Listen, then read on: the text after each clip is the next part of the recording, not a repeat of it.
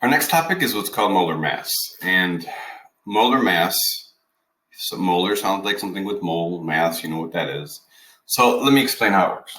So one atom of aluminum, an individual atom of aluminum, has been calculated to be 4.48 times 10 to the negative 23rd. And how you figure that out is that you figure out what's aluminum have. It's got protons, it's got neutrons, it's got electrons. You know the mass of each of those things. You can figure out how many of each of those things you have, add them all up, and you get 4.48 times 10 to the negative 23rd. But again, that's not a very practical number to be able to use.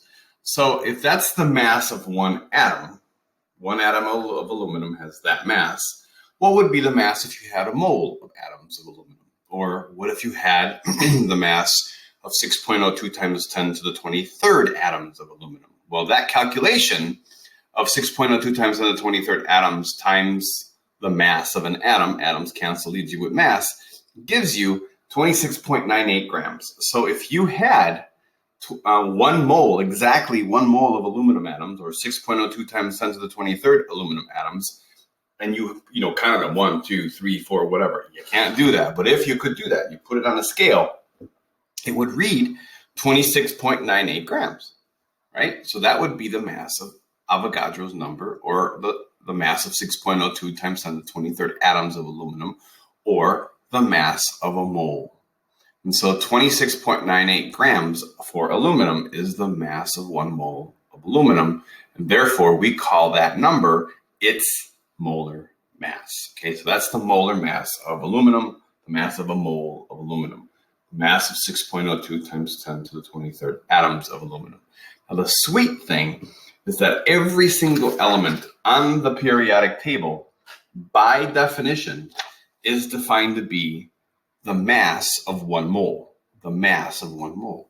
Now, it's the weighted average of them because, of course, all atoms have different isotopes, and you add them all together to get the mass, but it's the molar mass of all the isotopes. So you just take a look at this, find oxygen on there, give yourself a moment and find oxygen.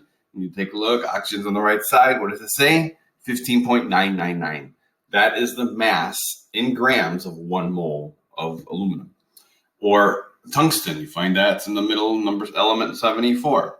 That's 183.84 grams per mole. Okay, magnesium on the left, 24.31 grams per mole. So that's the mass of 1 mole. That's the beauty of this thing, is that it's defined as the mole. If you had 1 mole of every single one of these elements, what would be its mass? Okay, so what if you had a compound, which we know how to deal with? Compounds are, of course, atoms together. So you need a formula, right? So all you got to do is get the formula, have the formula, look up those elements on your periodic table and figure out what the molar mass of each one is, and then add them together. So let's do it. SO3, it's got 1 S and 3 O's. So the molar mass of sulfur, you look at it on the periodic table, it's on the right side, group 16, it's 32.06 grams per 1 mole. Oxygen on the right side, also group 16, 16.00 grams per mole. Now, the formula is S and 3 O's. So the molar mass of 1 sulfur, the molar mass of 3 oxygens. You add it all up, and you get 80.06 grams per 1 mole of SO3. Okay, so give BaBr2 a try. Pause this, look at your periodic table, and figure out what the molar mass of BaBr2 is. Give yourself a minute and figure it out. Did you get 297.13 grams per mole? I hope you did, because that would be its molar mass.